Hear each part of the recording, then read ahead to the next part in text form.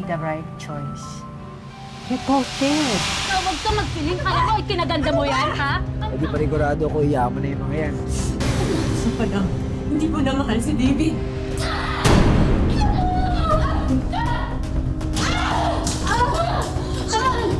Tingin mo magiging masaya pa kayo, ha?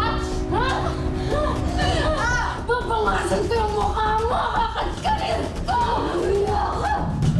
Ito po ang kwento ni Mirabel, isang babaeng kinapusman sa ganda, punong-puno naman ng pagmamahal ang puso. Pero paano kung agawin sa kanya ang lahat ng mismong best friend niya?